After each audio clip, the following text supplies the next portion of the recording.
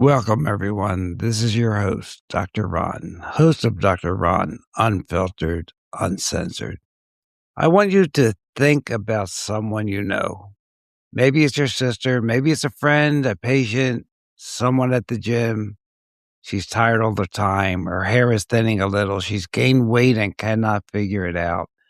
She's not eating that much. She's exercising. Her doctor ran lab studies, looked her in the eye, and said, "Everything looks normal. Maybe try sleeping more." She then walked out of that office with a clean bill of health, but she still felt terrible. But this person is not imagining things, and this episode is for her. Because today, I want to walk you through what I believe is the most important and most ignored metabolic convergence in modern medicine. Three separate forces, all hitting at the same time, all pointing at the same target: your thyroid, your mitochondria, and your ability to regulate your own body weight. Those three forces are high fructose corn syrup, linoleic acid, the omega-6 fat hiding in every vegetable oil, and subclinical hypothyroidism. Separately, each one is a problem. Together, they create something the conventional medical system has no framework to diagnose and no drug to fix. So let's get into it. Oh,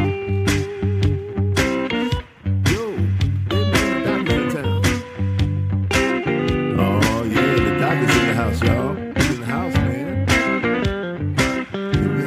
Listen to this, man. He got some good news for you. Hey, man, listen. Hey, everybody, gather near.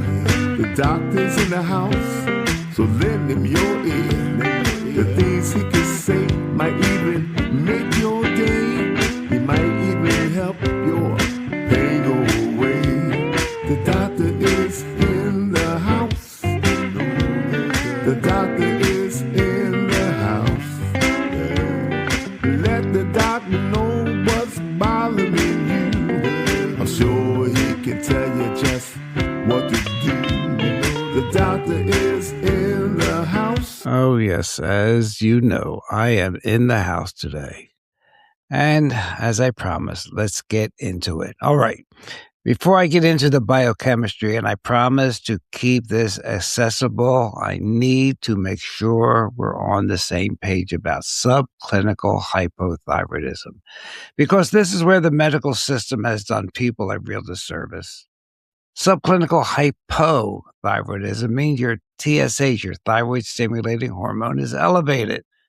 The pituitary gland is working harder than it should to push the thyroid, but you're free. T4 is technically within the reference range. So the standard clinical response, which your doctor will tell you, is watch and wait. Or sometimes, here's a prescription for levothyroxine, Synthroid. End of conversation. What that conversation never addressed is why. Why is the thyroid underperforming? What is creating the resistance? What has changed in the cellular environment that is making the thyroid hormone less effective? So that's the question we have to always ask. What is the root cause? And this is where high fructose corn syrup and linoleic acid come in. You have normal thyroid. You can have normal thyroid hormone levels in your blood, and you still can be functionally hypothyroid at the cellular level. The hormone is there. The cells just can't hear it. That distinction between circulating hormone and cellular response, that says everything. And it is almost never, ever discussed. So let's start with HFCS, high fructose corn syrup. Most of you know that it's bad. I want to tell you why. And then I'm going to show you how it connects directly to your thyroid. When you eat glucose, sugar, regular sugar, bread, rice, it goes into your bloodstream. insulin is released, and your cells take it up for energy. That's the system that is working as designed. There's a feedback loop. More sugar, more insulin. But hear this. Fructose does not do that. Fructose goes almost exclusively to the liver, where an enzyme called fructokinase grabs it immediately. And here's the critical part. There is no feedback regulation. There is no shutoff valve. The liver just processes it at full speed, no matter how much energy the cell already has. So what happens? You have all this produced. It gets converted into fat, specifically triglycerides, which gets packaged as VLDL, very low density lipoproteins, and gets shipped into your bloodstream. Some of it stays in the liver, and that's the beginning of what is called non-alcoholic fatty liver disease. Okay, do you understand that? But here's what most people don't know. Fructose metabolism also produces uric acid as a byproduct, and uric acid is not just a gout problem. Dr. Richard Johnson at the University of Colorado has spent his career showing that elevated uric acid directly impairs mitochondrial function. It turns on a fat storage program in the liver. You hear what I said? Fat storage program. It blocks nitric oxide, which is your primary vasodilator, raising blood pressure. Uric acid. It drives insulin resistance independently of body weight. Your cells get resistant to the effects of insulin. So, you're not just getting fat from the high fructose corn syrup, you're getting metabolically damaged at the cellular level. Your mitochondria, they are the powerhouses that keep every cell running. They are being actively impaired. So, Doc, where is it? Well, how about that thyroid? Well, here's where the thyroid connection starts. Thyroid hormone acts by accelerating mitochondrial metabolism. Now, we told you about T4. T3 is the active form. You can have all the T4, but if it doesn't get converted into T3, you have no energy. So T3 is the active form. It binds to receptors in the nucleus of the cell and increases oxidative phosphorylation.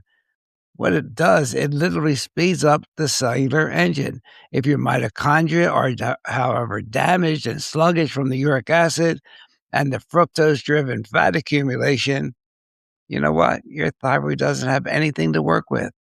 The gas pedal connects to a broken engine. You can have all the active thyroid hormone, but if your cellular mitochondria are damaged and sluggish, they won't pick up to give you energy. So someone asked me when I've talked about this before, I've heard that high fructose corn syrup and regular sugar are basically the same thing. And that's what I hear on television. Is that true? Well, I love this question, ladies and gentlemen, because it forces me to give you a precise answer. Chemically, yeah, they are similar. High fructose corn syrup is 55% fructose and 45% glucose. Table sugar or sucrose is 50-50. 50 fructose, 50 glucose. So in a test tube, pretty close. But in the real world, three things make high fructose corn syrup different. Number one, the fructose and glucose are already free and unbound. Sucrose has them bonded together, requiring an enzyme to break them apart before they can be absorbed, which slows things down. Secondly, the high fructose corn syrup is almost exclusively delivered in a liquid form at high volume. Remember, I said where it goes right to the liver first. And the third thing, and most importantly, the dose. When you put high fructose corn syrup in every bread, every condiment, every breakfast cereal, every soda, the cumulative fructose load is like anything the human liver has evolved to handle. It's like asking whether a single glass of wine and a bottle of wine are basically the same thing because they're both alcohol. Yeah, they might have similar molecules, but the metabolic outcome is not. They are two different things, the high fructose corn syrup and sugar.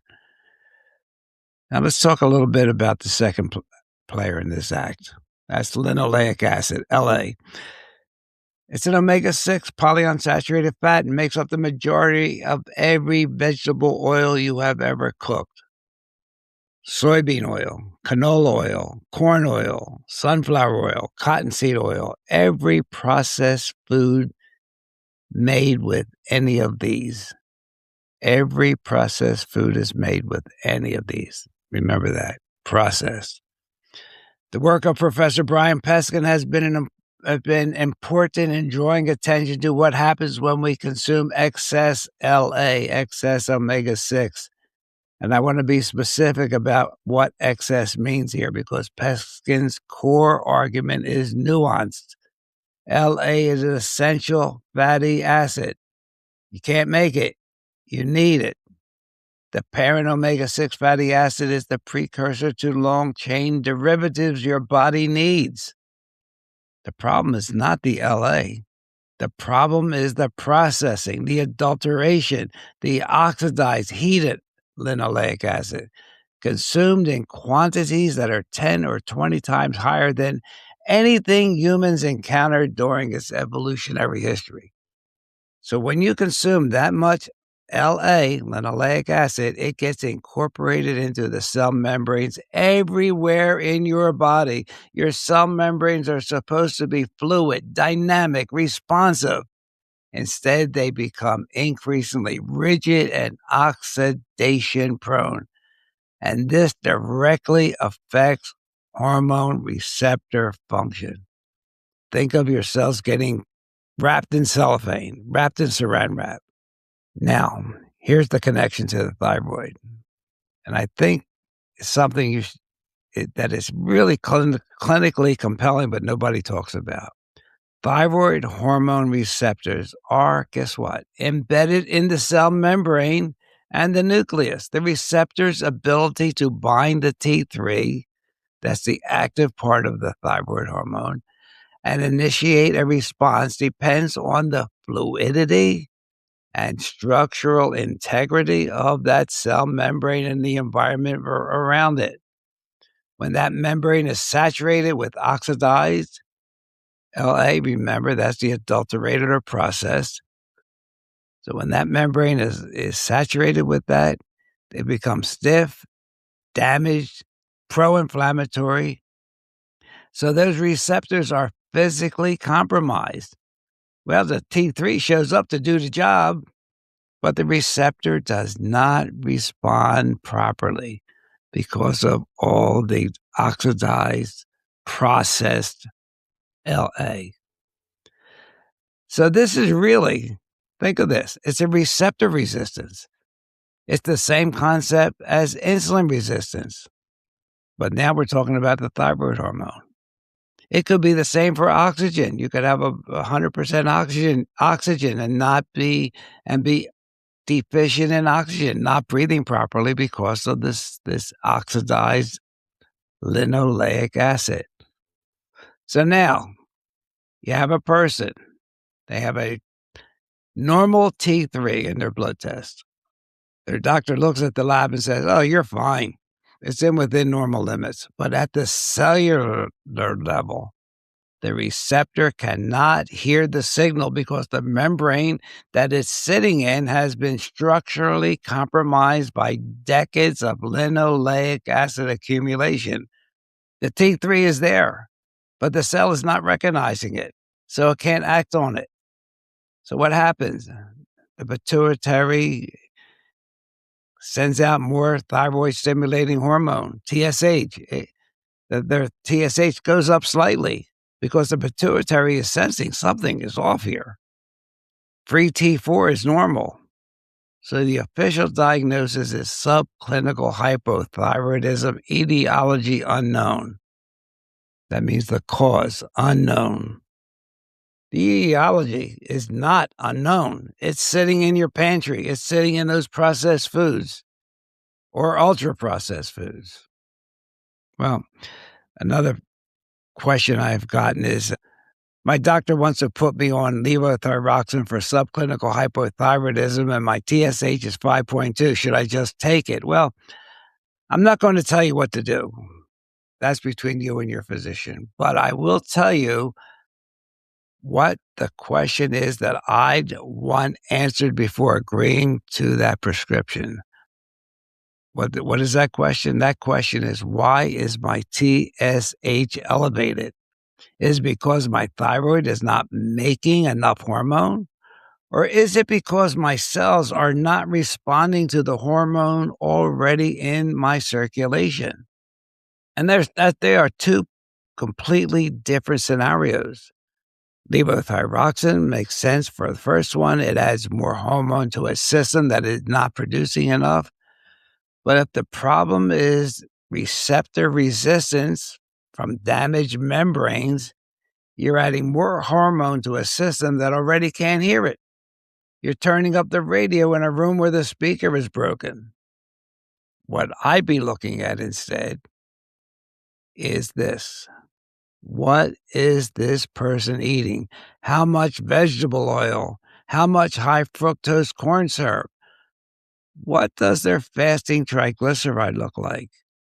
What does their uric acid look like? Really inexpensive tests, but they almost never get ordered in this situation.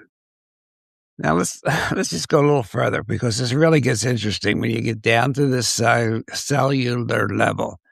Because so far I've given you two separate mechanisms. High fructose corn syrup damages the mitochondria, and linoleic acid, omega-6, compromising the thyroid receptors. But here's a third mechanism I want to throw in today, and it ties it together. And it runs through a hormone called leptin, Leptin. Leptin is your body's master energy regulator. It's produced by fat cells, and it travels to the hypothalamus. What is that? Well, that happens to be the master control center in the brain, where it regulates both appetite and thyroid function. Specifically, leptin stimulates the release of thyrotropic releasing hormone. That hormone, TRH, tells the pituitary gland to release TSH, which is thyroid stimulating hormone, which tells the thyroid to produce T4. So now we're talking about things like leptin, which is upstream of your entire thyroid axis. Leptin, thyrotropic hormone release, thyroid stimulating hormone, T4, T3. So the first thing, leptin is the top of is upstream, and downstream is the T4, T3. Now, what does high fructose corn syrup have to do with leptin, you ask? Fructose does not stimulate insulin. Insulin stimulates leptin. So on a diet high in high fructose corn syrup, it chronically understimulates leptin production relative to the calorie intake. So over time, what does that mean? You get leptin resistance, a state where fat cells are producing plenty of it, but that hypothalamus in your brain has become desensitized to it. So in a leptin-resistant state, there's an axis called the hypothalamic pituitary thyroid axis. Remember, it starts with leptin down to the end at the thyroid, hypothalamus, pituitary thyroid. That becomes dysregulated. This whole signaling process becomes erratic and impaired. And thyroid hormone production, which is already compromised upstream, is further destabilized. So now you have three situations and 3 simultaneous assaults on your thyroid function. 1, high fructose corn syrup. Remember, produces uric acid. You get mitochondrial dysfunction. So that results in your thyroid hormone having no effective machinery to work with. High fructose corn syrup, number 1. Number 2, linoleic acid. Oxidized, adulterated, processed linoleic acid leads to membrane rigidity, doesn't recognize the thyroid hormone in your bloodstream, and therefore the thyroid signal doesn't land anyplace. And then we go to number 3, the high fructose corn syrup. That makes and creates leptin resistance so that the upstream goes downstream and you get dysregulation of your thyroid hormone production from the very top. It doesn't know whether to make more or less. It gets totally confused.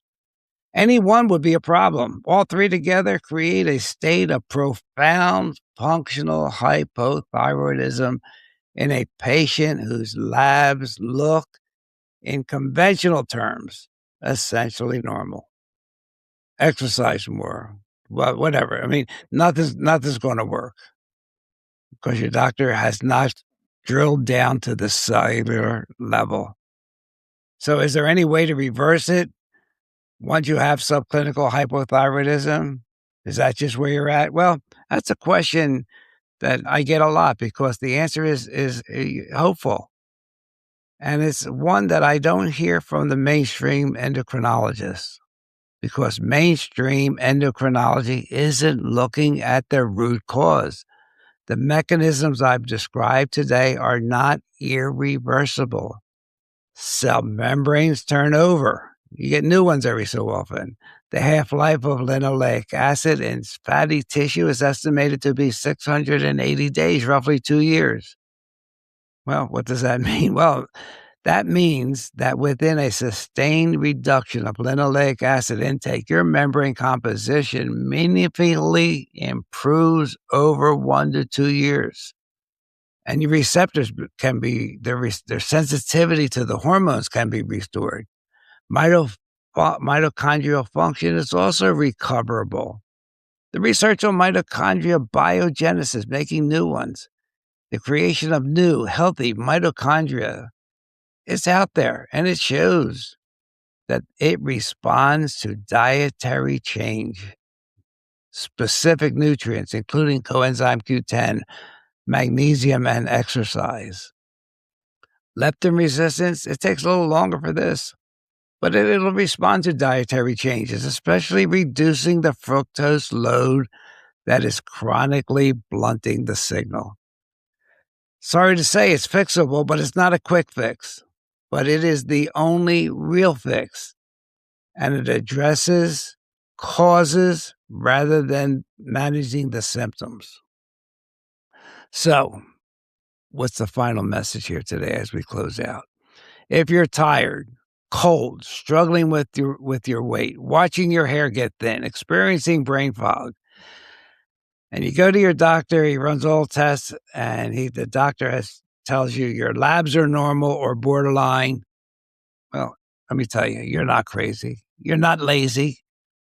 You may be experiencing the cumulative effect of 2 of the most pervasive substances in modern food supply. And when they act simultaneously on your most important metabolic hormone system, you have a real problem. The conventional medicine response to this problem of subclinical hypothyroidism is to watch and wait or to medicate. Watch and wait and medicate. The response I'm advocating for is to ask why. And when you ask why, the evidence points at what you're eating. That evidence is in peer-reviewed, mechanistic, reproducible evidence. Get those vegetable oils out of your kitchen. Read the labels for high fructose corn syrup. It's in more things that you can ever think of. And search for the other names that it is hidden in, like corn syrup and corn sugar, high fructose corn syrup.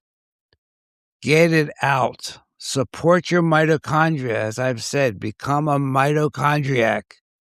Give your cell membranes time to recover. And this is not holistic medicine, alternative medicine. No, it's biochemistry. And it should be the first conversation, not the last one. So, ladies and gentlemen, I'm not here to scare you. I'm here to give you the information that should have been given to you in your doctor's office. If you understand what I said, and I know it's a little bit biochemistry in there today. If this resonated, share with someone who needs to hear it. If you want to review it, I've written a Substack article on most of this with the references. That's docronradio.substack.com. My podcasts are on docronradio.podbean.com. So stay informed, and Dr. Ron will be back next week with more unfiltered and uncensored comments. Have a great day. Hey everybody, Dr. Ron's finished for today. I hope you got some good wisdom for what the man had to say. If it's all about good health, he's the man you got to see. He has a lot more answers for you. So tune in next week when the doctor is in the house. Or when the doctor is in the house. Let the doctor know what's bothering you. When the doctor is in the house. The doctor is in the house. The doctor is in the house. Let the doctor know what's bothering you. I'm sure he can tell you just what to do. The doctor is in the house. The doctor is in the house. Let the doctor know what's bothering you. When the doctor is in the house.